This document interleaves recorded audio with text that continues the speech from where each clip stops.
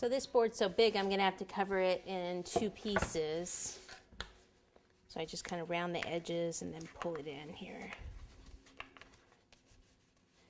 And then you do have to tape this part down. It's actually better on wood if you use masking tape, but I forgot mine.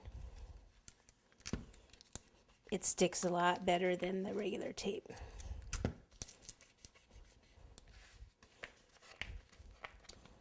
Okay, and then I just want to cut that center out.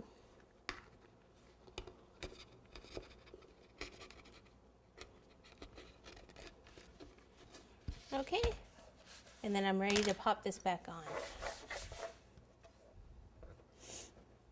Yeah, better make sure it's lined up by taking this pole out.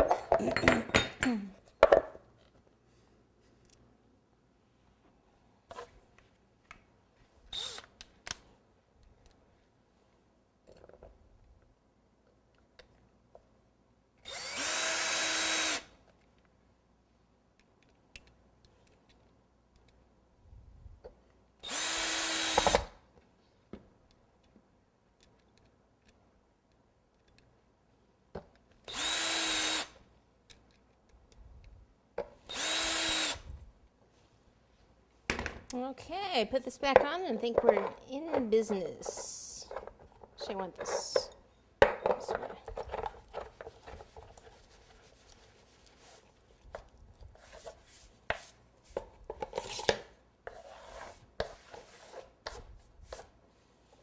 Okay, and we are going to cover this with fondant.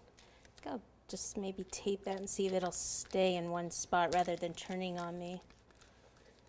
Could hot glue that too. That would actually be better probably than the tape. It's going to help it a little bit just so it doesn't twist on me when I'm trying to cover it.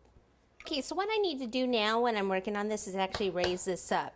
Now, depending on what you're going to end up putting it on, I just found these in the cupboard, so I'm going to just, what we need is to be able to thread the tubing through here. So I need something that I can place on either side that's going to be stable enough also when I'm working on the cake. So we'll try that. Okay, then the tubing is going to go up the center.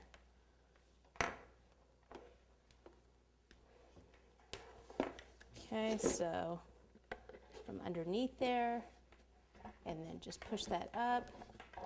There we go. So it comes out the top. Okay, and we'll just kind of leave that there like that.